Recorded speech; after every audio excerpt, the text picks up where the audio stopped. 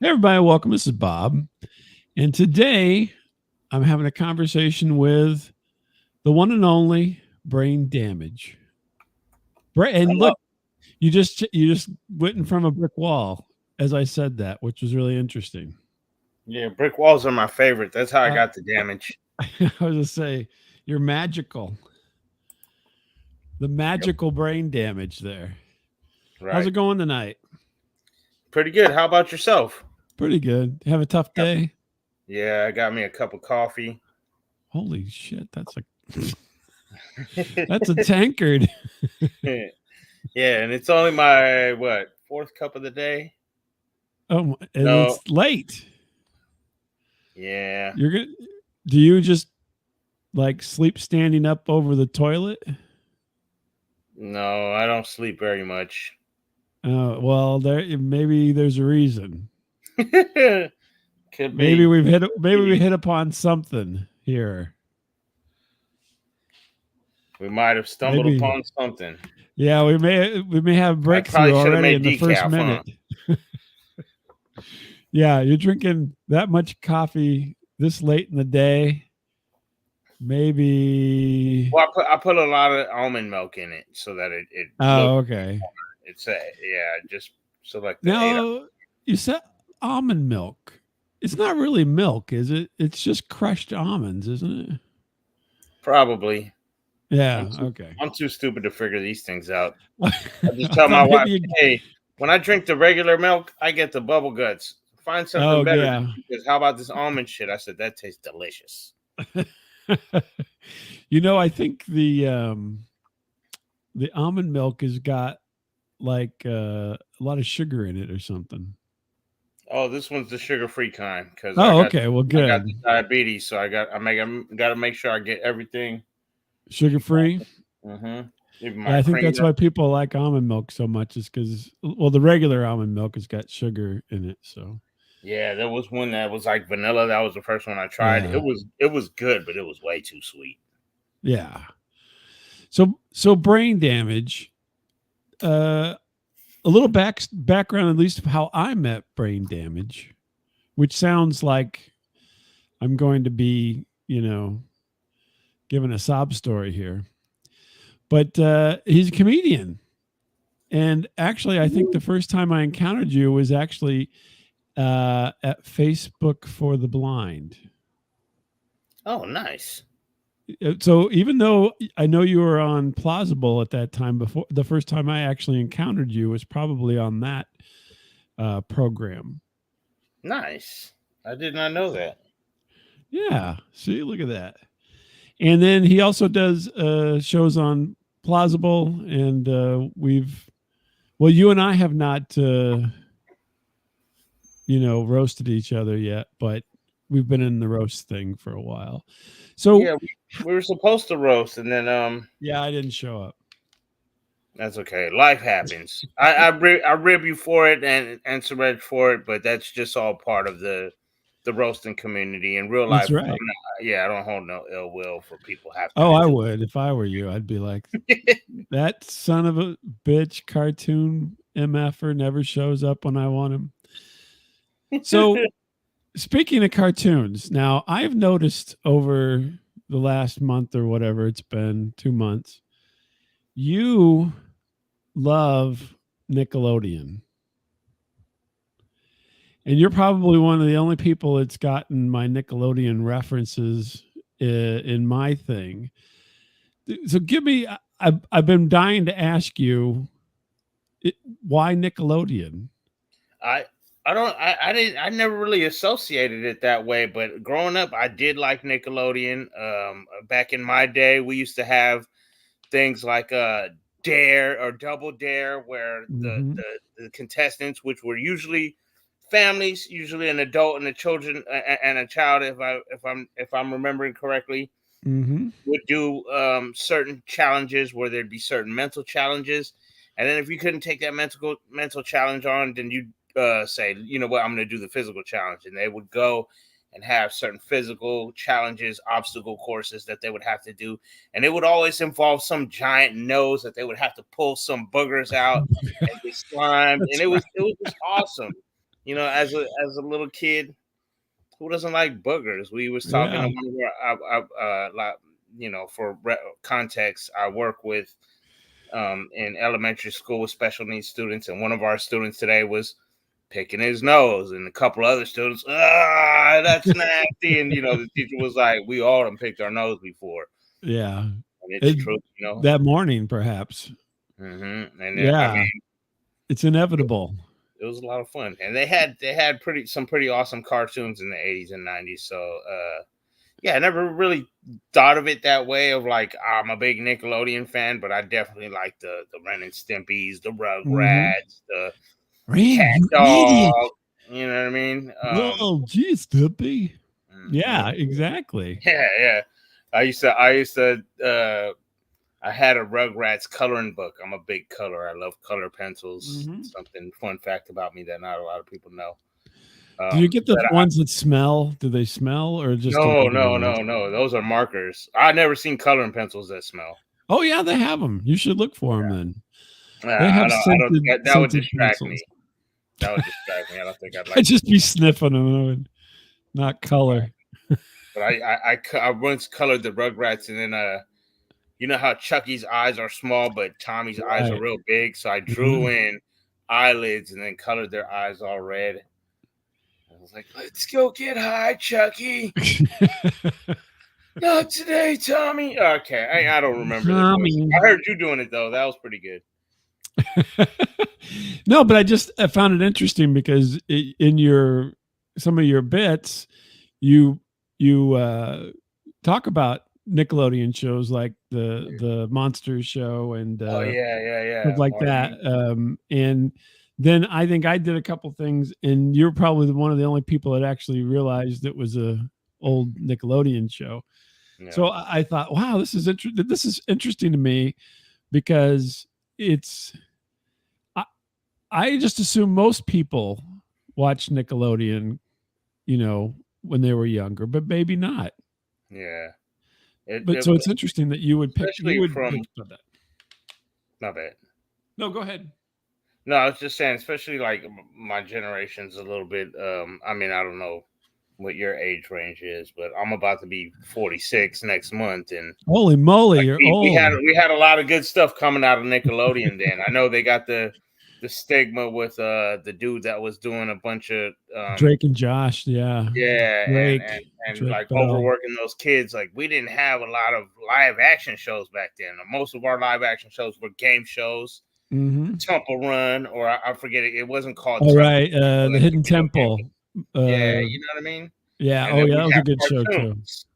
We didn't have all these iCarlys and Right. Drake and And Josh.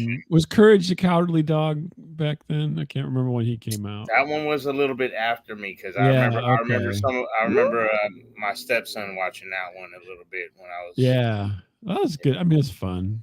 Or Ed, and Eddie. Those are old. yeah, Those are newer Ed and too, I Eddie. think. Those were see that and the close-ups from Ren and Stimpy. Those are the two of the ugliest cartoons I've ever seen. Like, just That's the true. animations, but they're still funny. Yeah, Ren and The Stimpy had animations are like, why? Why did you choose horrible, to draw this? horrible, nasty stuff on it.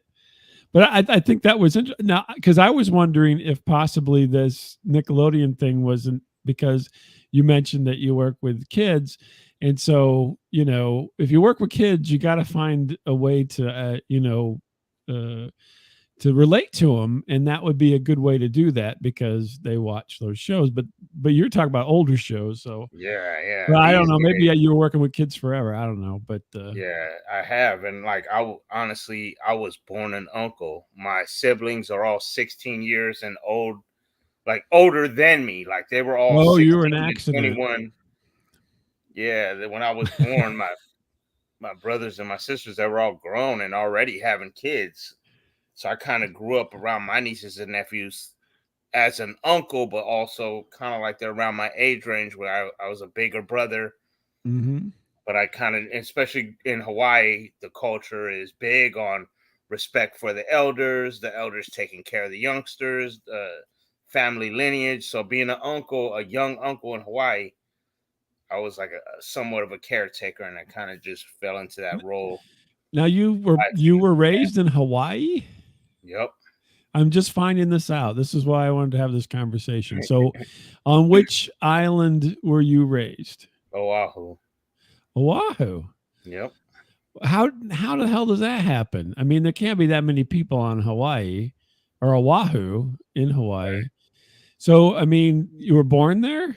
Yeah, I was born there. So both my parents were born there. My oldest brother was born there, and then my parents moved out here to San Francisco and had four more kids. So they had altogether at the time four boys and one girl. Mm-hmm. And then 16 years later, they moved back to Hawaii with my sister. All the rest of Mm-hmm. my brothers stayed out in San Francisco. Yeah. And they ended up having me. And the funny story about it is my mom said that back then they didn't have the tubes tied thing, they would have a clamp. And so she Mm-hmm. said she had a clamp on her tubes, after having five kids so young. And Yeah. at 35 years old, she decided to go back and have another kid. And I always, my whole life was like, yeah, sure, that's what happened. Yeah, that was what Damn well, happened. damn well you got pregnant and went in and they were like, yo, you know what I mean? Like what they were like, what the They're fuck is like, going hey, on? that clamp didn't hold. Yeah. My bad. Fell, Am it I allowed fell to out. cuss here? I'm over here just cussing. It's okay. It's Okay. perfectly fine. You're good to go. Yeah. But then so recently, not that recent, but around January, my brother had a tragic motorcycle accident and he lost his leg. Not tragic to where he died, thank God. He's still here. So he's a saxophone player and a tattoo artist. So we were like, hey, you didn't lose an arm. You still get Yeah, to do lucky art. you, right? Yeah, and I recently just last month emceed his benefit concert. So he got to play the saxophone. You're It was gonna dope. now. I'm gonna say this, Brane, and you're gonna say there's no effing way my brother in a motorcycle accident lost his leg. I'm not shitting you. I'm telling you the Really? truth.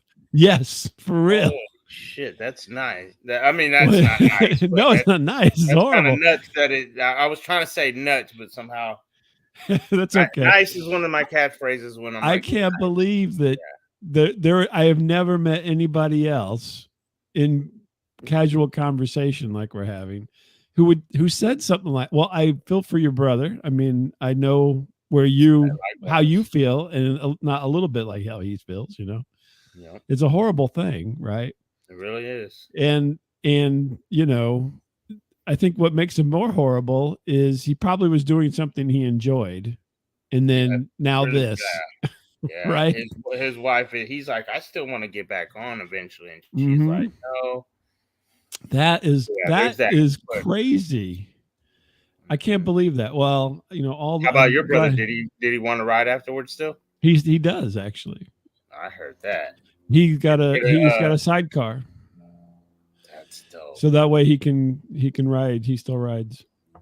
Yeah, That's awesome. but yeah, but not quite as much. Right. But yeah, and so, but no, that's just totally bizarre.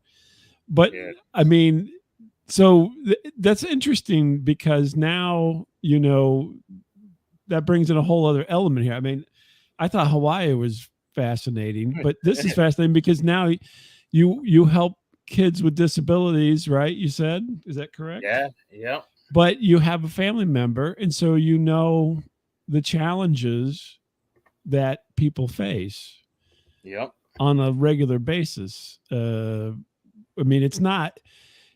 Everybody's like, "Oh, well, just go get a prosthetic, and then you can." No, it's not quite that easy.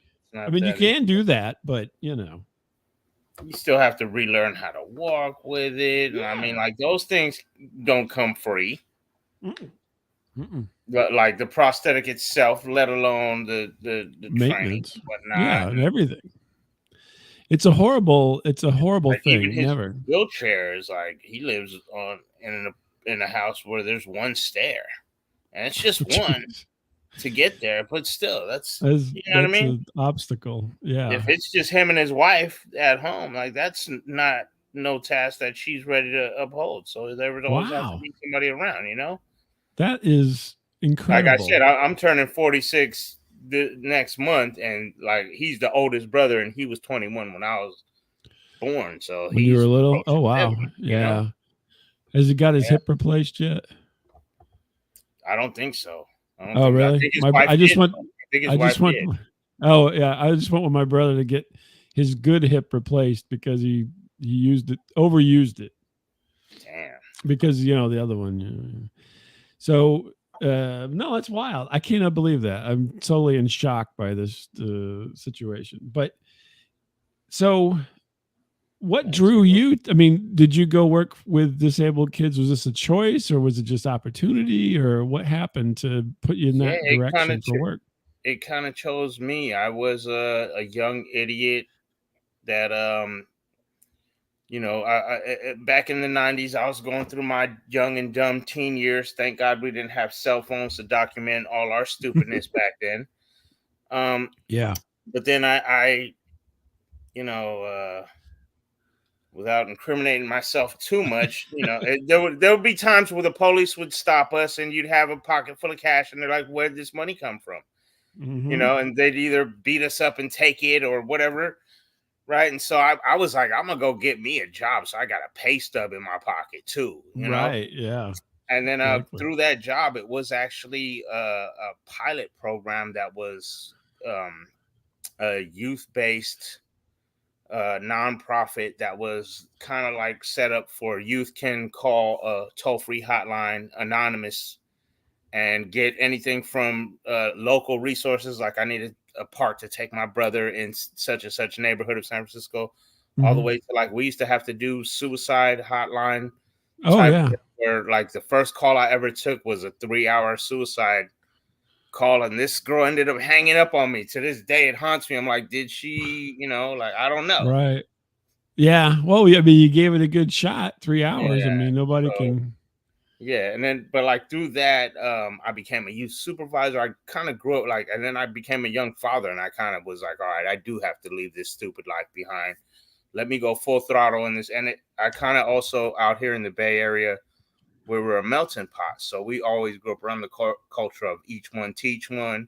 Like I Hmm. said, Hawaii, it takes a village. Like the whole Ohana, like I used to get whooped by my neighbors when I got home from school and I was in trouble from school. My mom and dad wasn't home yet. Like that's how good Hawaii is. Like the neighbors and the teachers could beat you too. You know what I mean? Like it was okay with the parents. And I'm not advocating for child abuse. I do think there's a difference between abuse and discipline.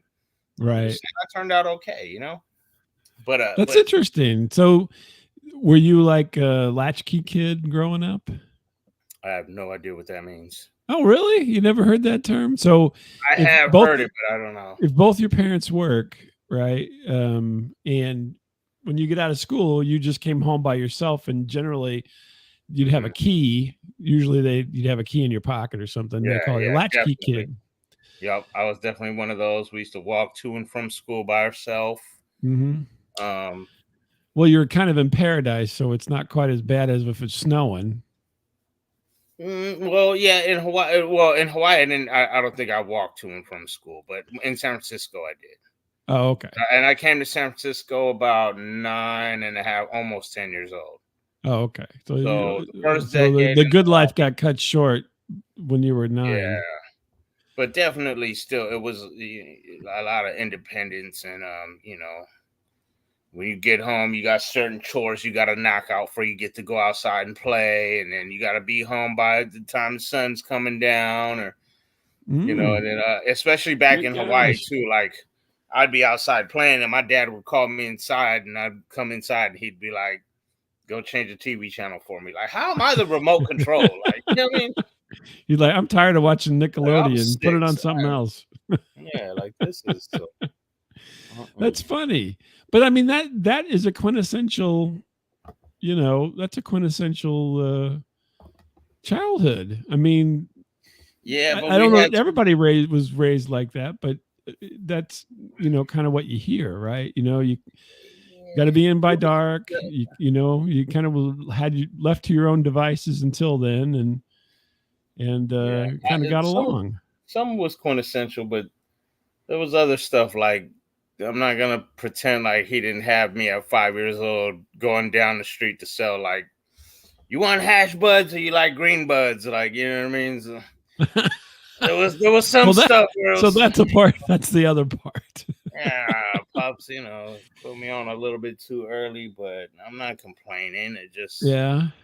But are your parents? Did they stay together or did they get divorced? Is that why you ended up in San Francisco? they stayed together, and then so actually, yeah, that is how I ended up in San Francisco, because they were kind of on the rocks. They were fighting, and I guess technically I figured out later that my dad sort of kind of kidnapped me, I guess, if you will. But he Oh. basically he woke me up in the middle of the night and just was like, "Boy, you like go Frisco?" And I was like, "Long as I get that seat next to the window where I can look outside, I'm good." Because my sister had took us to we when she got like her job.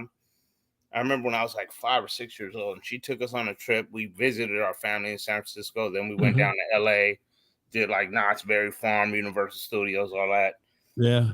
And so I had knew. I was like, I know Frisco is. I got to take a plane there. Right.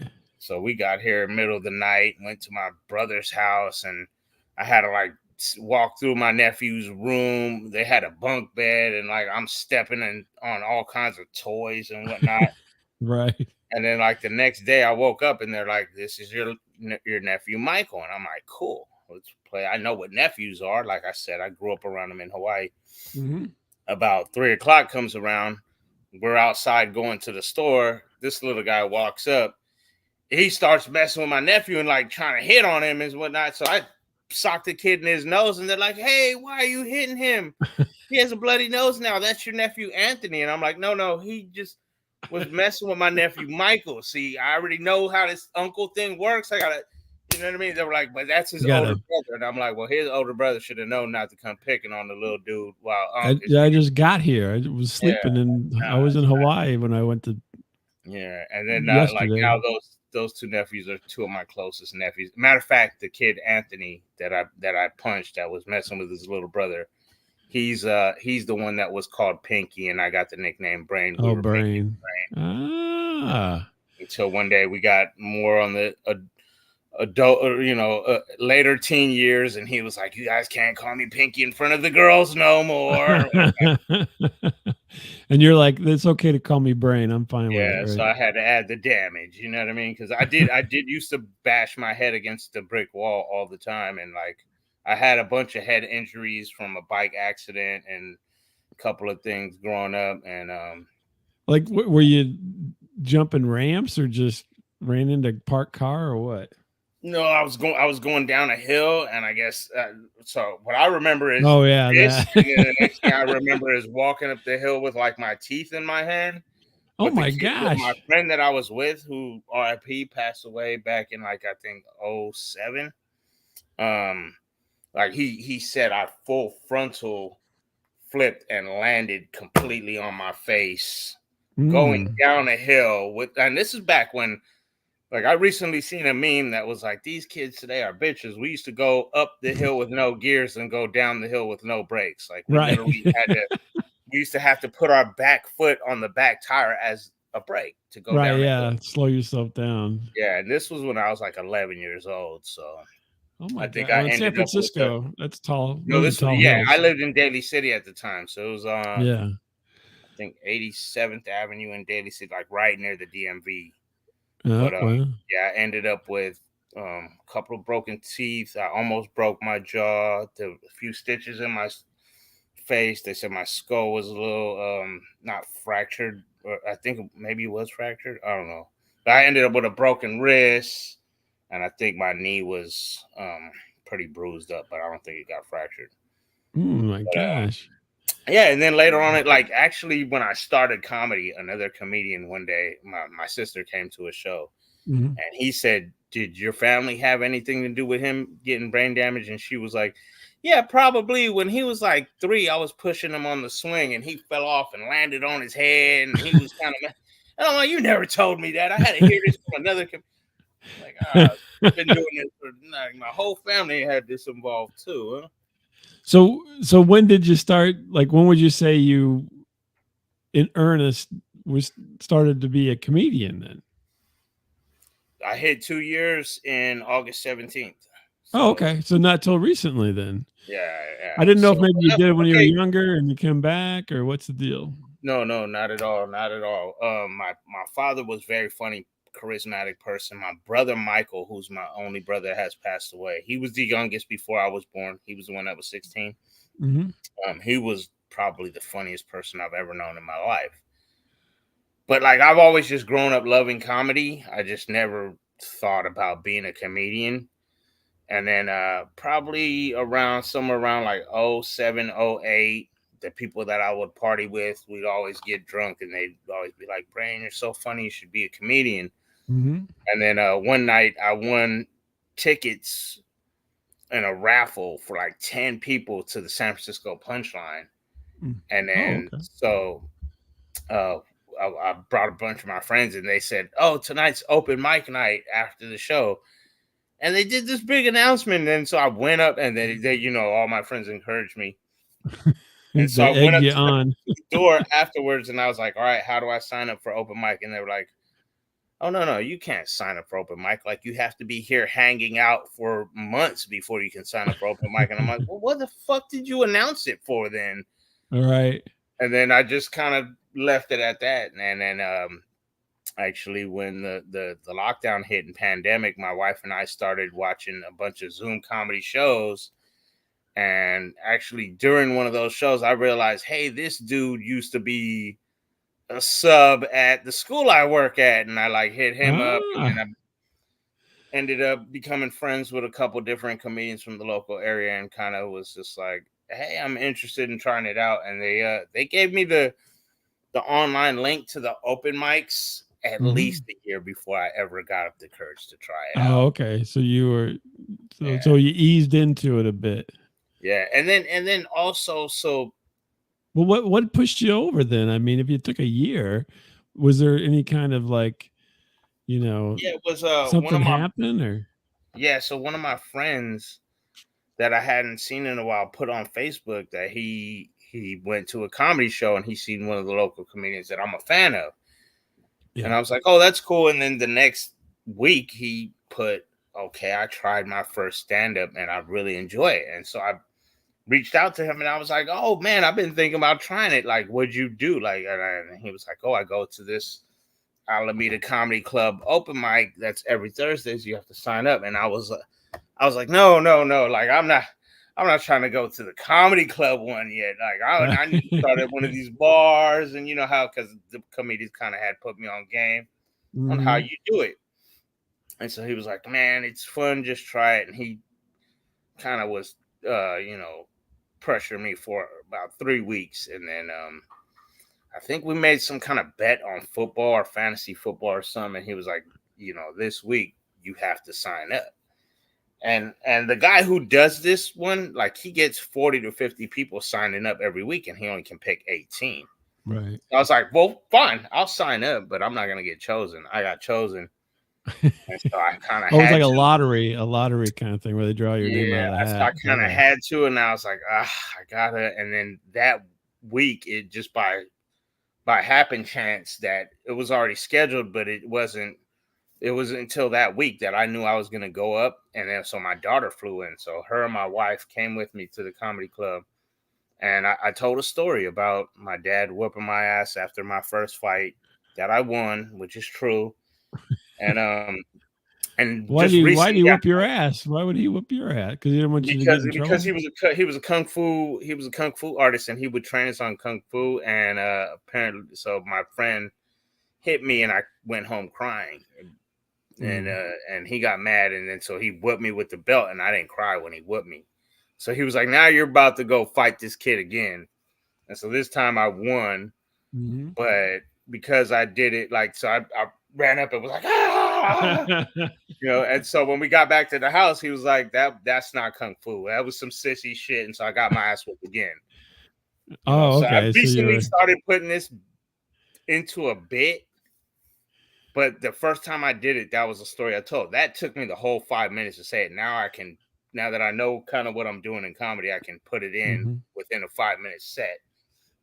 And it only take me like a minute or 90 seconds to kind of say. But so this is what I want to ask you. So that was Mhm. in December of 2021, and then I did that one time. I said, "Cool, I knocked it out, bucket list, did it, liked it," but I still was too scared to go out, and so I never went out again until August 17th, 2022. So that's why I'm like, Oh, my 2 okay. years to me is I've been doing comedy for 2 years because that's when I actually started going to open mics every, When you week. started regularly doing stuff, gotcha. Yeah, whereas the first time I popped my cherry was Okay. December of 2021, but technically I didn't go out for another 8 months. It was just a one and done, and So it was I kind of was like, you I got my jollies off, that's cool. And then you healed up and became a virgin again in between times.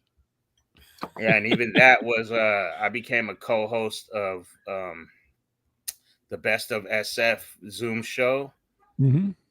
I was just, me and my wife was a fan since the pandemic days, and then one day the host reached out and was like, "Hey, you're a fan that's pretty well liked around here. You have a lot of charisma on the after shows. You're down to be the co-host." And so I was like, "Sure." And through that, I was like, I started going to the in-person shows and learning from him, and then through that, I was just like, you know what, fuck it, I'm gonna start hitting some open mics, and then I started doing it. That's when I really fell in love with it, and then now there's just so many different avenues with Plausible and Zoom mics, and there's even a couple that I've done on Google Meets, and then now there's, as you know, I've been doing comedy in virtual reality on the headset. Yeah, It's that's blowing up. wild. Yeah, and That it's really, especially growing up. I'm a video game nerd. Like, I'm a gamer. So when they said yeah. you can do comedy in a video game world, I was like, That's right. So yeah, so as soon as they uh, uh,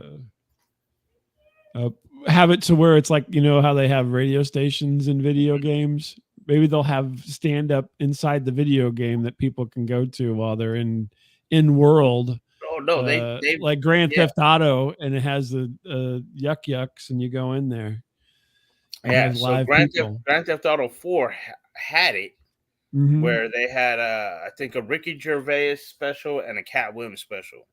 Oh, Obviously really? pre-recorded, but they were yeah, you would go to the comedy club and you could sit there for the hour and watch their special, Oh, I and didn't know that. it's them as a video game character. It's not the video of their special, it's them as a video game character doing.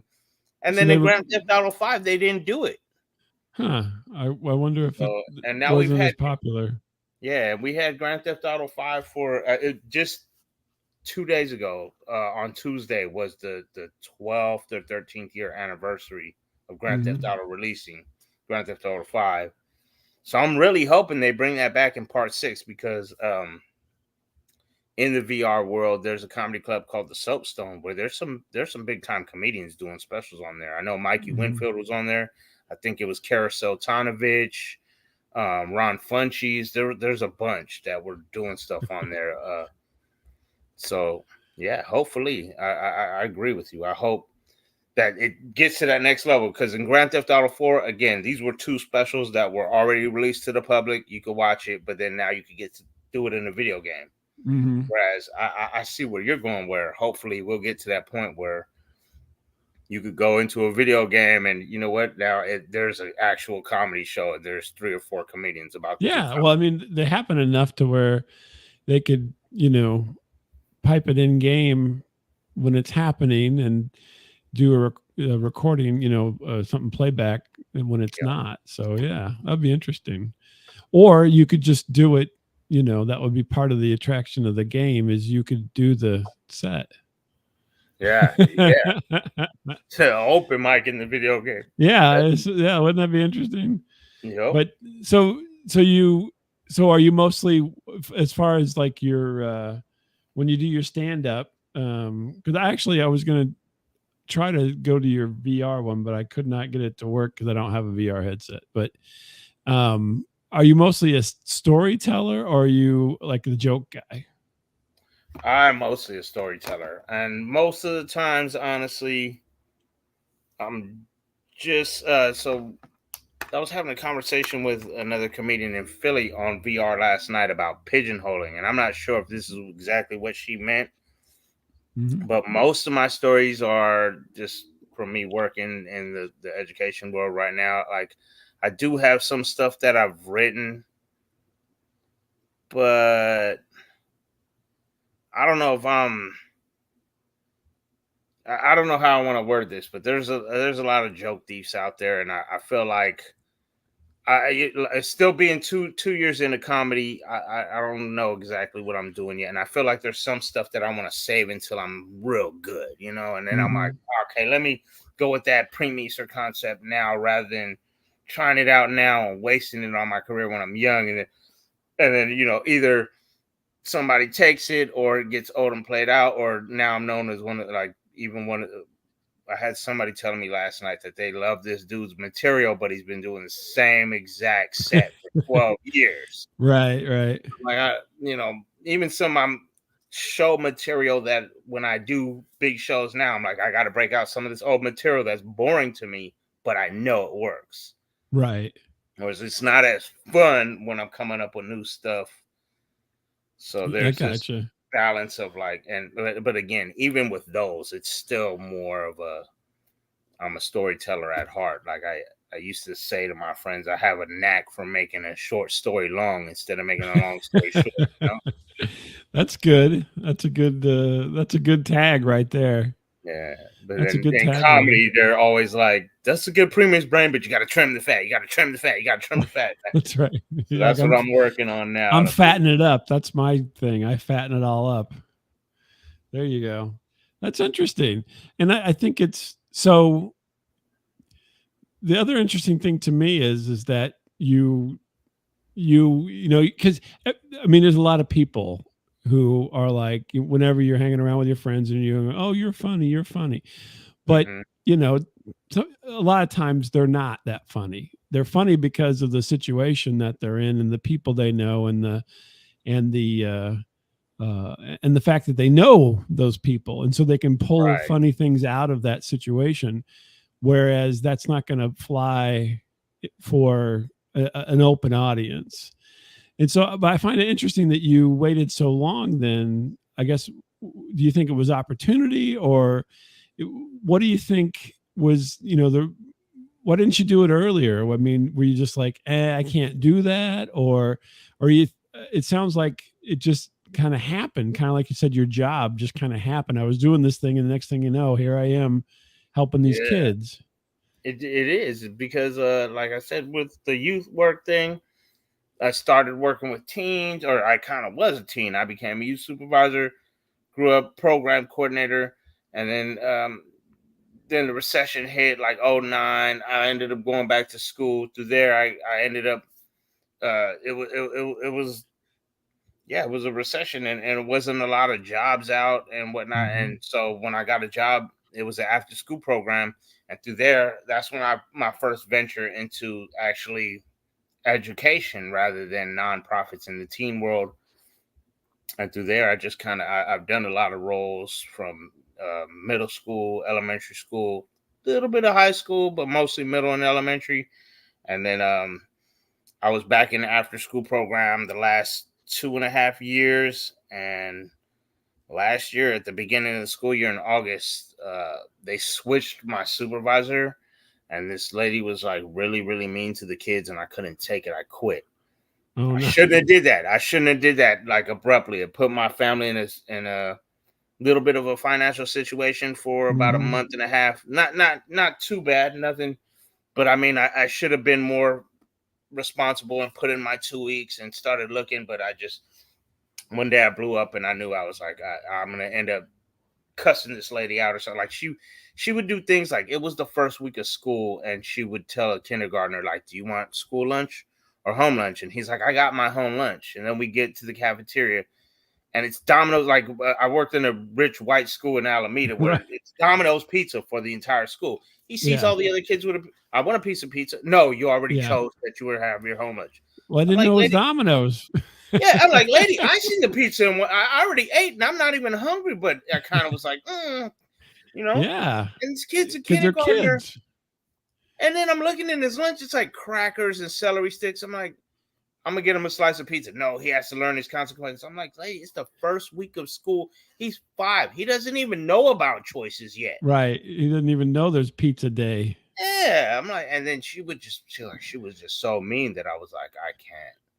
Oh my So, but gosh. again, making this short story long, through that, I had this certain company that I was interviewing with, and they wanted me for a certain role, and I wasn't qualified because they were like, oh, you would maybe be a one-on-one to a special needs students, but it might have to be to where like you would have to help them to the bathroom and all that. And I'm like, I don't have that training. I've worked with, Right. and then ended up getting hired at an after-school program in San Francisco, but they were like playing with my paperwork. And then this company reached back out and said, oh, we have a new position that we think you'd be perfect for. And through that, I ended up, this is my first venture into working in a special needs section of education. But Mhm. honestly, the training that I've been getting through this venture, like I don't understand why they don't give all educators this training, because I Right. have a totally different outlook and concept on like some of the things that these kids can be going through, even though I already had that concept of just someone who grew up somewhat in the streets and in Mhm. poverty. And it's just a whole different level of the thinking. And I kind of felt slighted as an educator all these years, that why weren't we taught this? And now some of the people that I work with that are not in my program, that like the way they treat the kids, and I'm like, if they just knew. And I'm like trying to help them understand, but it also helps me understand a lot about myself and some of my family members that struggled with certain mental health things. And again, like learning about, well, I did used to fucking crash my head against the wall just like that. And I'm learning, and it's just it's a big eye opener. And it's also rewarding that I can help people. It's one of those things where so far in my education career I haven't had it yet, but from working with the teens in nonprofit, there's been a few times where I ran into someone at Costco or at a shopping center Mhm. 10, 20 years down the line, and they'll come up to me and be like, hey Ramos, man, I know you used to fucking hate on me and throw my cigarettes on the floor and stomp that shit, and I used to want to fucking beat your ass, but you really looked out for me, and I used to give you a hard time when I was a young buck, but you really made a positive impact in my life. And you know what I mean? Feels That's what good. it's like, man, that's what I'm, so That's it great. That's fantastic. It sounds like, yeah, that's one of those inspiring kind of things where, everybody has to have a job, right? yeah, And I would gather that the person that was not too nice, uh, it was a job, right? right, And she just wanted to control everything. And but yeah, and then now you get to feel the effects of changing somebody's life even just a little bit for the better.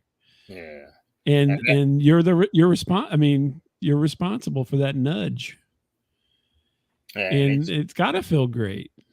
it it does, and it's really eye opening too, because like that particular lady, she came from working with special needs adults. So Mhm. she was on being mean to the kids was she was on a total different wavelength. Right. Again, She I shouldn't have quit. Like part of me is like, oh, I abandoned those kids, but at the right, same yeah. time, I'm like, again, that was a well off school in a well off neighborhood where, again, I should have quit because I would get quite a good amount of gift cards at the end of the school year, and you know what I'm Right, saying, that's right. Oh, from I do. parents. Well, I'm not getting nothing now. These kids, parents, and these kids throw chairs at us. And but again, I learned a lot about even myself, and a lot of these kids, especially trauma based special needs. Like this, not Mhm. like you don't really know this person has an autism or a certain special needs unless you see the report and like you're dealing with them on a day-to-day basis. Like a lot of people tell me you're not brain damaged, and I'm like, who the fuck are you? You don't know my life. Just because I sound like I'm intricate and I understand certain things. Like there's a lot of fucked up shit that goes on. There's certain things that I have learning disabilities and fucking, you know what I'm saying? And Yeah. who are you to judge? And a lot of the kids I work with, they're very articulate, and no, but then there's certain things that just, it's everybody's different, and nobody That's knows what it. anybody else is struggling with, and if we all had a little bit, society is just set up to where it's not a lot of compassion in this society of Right. America right now. It's You're not a lot. right. There's not. They kind of if you don't fit in the middle, they don't want to talk to you.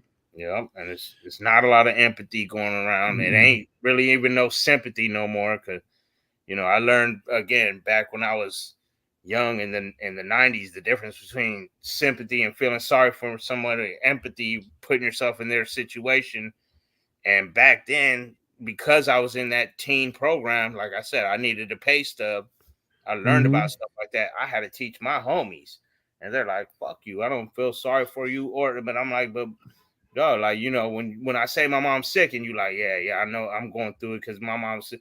That's an empathy, bro. Like you don't want Right. to point it out, you don't want to say it, but that's something that you have a good quality. And for hood Yeah. cats, it was hard for them to hear it because they're like, nah, I ain't got no emotions. Fuck you and your emotions. Right. That's right. Well, like we still humans. You could be a little bit emotional, like as long as you riding for your family or something. Like, don't. Yeah. But yeah. So, Brain, what's in the future for Brain Damage? Where do you think you're going to head with all this, with your work and with your comedy and so forth? What do you think? What do you think? Like the next 5 years down the road, where do you want to be? So that is the part that I'm not good at because I've All never right, been. I've never been a next pre year. planner, and I honestly I want to get into being more structured and more organized and more goal orientated, especially Mhm. the more I'm learning about the world right now. Yeah. So yeah, but when I got into comedy, my goal was to have fun, Mhm. and that's been something that I've been doing. Sometimes it's not as fun as you want it to be, Yeah. but I never had no aspirations of like I want to become rich or famous or I want to be in movies. I don't want to be famous. Like, yeah, if I could make money and live off of comedy, that would be amazing. But Sure. at the same time, this is kind of my material right now is my career too. So that's Right. I'm getting Whatever on you my give that material. up, then you don't So, got any more material, right? You gotta. yeah, and but at the same time, am I the happiest where I'm at right now? No, um but yeah. So I didn't really have goals of it, but I feel like I need that. That's some discipline that I need to take the time because honestly, even my discipline with writing is not very much. Mm, I have comedian mentors that are always telling me, write, write, write, write, write. right. Yeah. Whether it's just refining ideas that I'm working on now, or just writing, just to try to come up with new stuff. And it's again, there's certain aspects of my brain that don't do well, and reading and writing has always been something I've struggled with. Although writing, apparently, I'm good at because I did graduate college. Got my associate's degree in social Hmm. sciences just this last May. It only took my dumb ass Congrats. 14 years to get a 2-year degree, but I did it. It doesn't matter how long it takes, Yeah, as and long it as you wasn't it get to the wasn't a finish full line. yeah, it wasn't a full 14 years of school, and it was probably more like at least 6 or 7. Yeah. But again, like I never did the whole rough draft and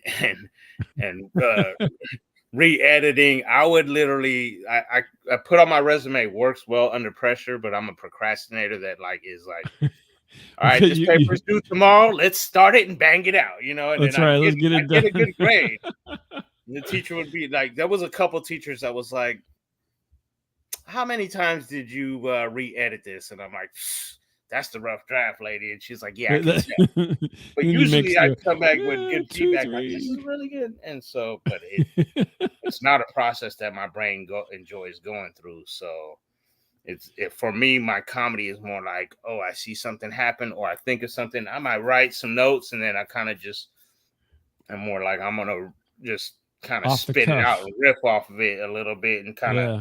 And this is why I like most of my stuff being true stories, because then I can just pull from memory and just kind of spit it out the way I want to spit it out at that time. Where Mhm. sometimes that works against me because then I'm fumbling words and not the best practice to have as a comedian, but Yeah. that's how my brain processes. So Well, Brane, thanks for talking to me tonight. And everybody, Instagram at Brane_Damage, where you can find his stuff. He's on Plausible. He's on VR. He's on the couch. He's by the brick wall. He's Brane Damage. Go thank you. check Thank him you for out. having me. And thanks for being here. Thank you. I appreciate it. I had a lot of fun. And now when we ever get to roast each other, we both got a severed leg joke for our brothers. There you go. Oh my gosh. That's horrible. Right. It is. I had one joke from when he was in the hospital. I literally got there one day and he had a wristband on. And this is after he had been in the hospital for like 2 weeks. Uh-huh. And it said fall risk. And I was like, who the fuck put this fall risk? Really? This man is in bed with a severed leg. Okay. Yeah, Fuck you, Kitty. I Fuck think you. so. Are you All saying right, he's hang in the on vault? just a second, Brane. Sorry. You're right.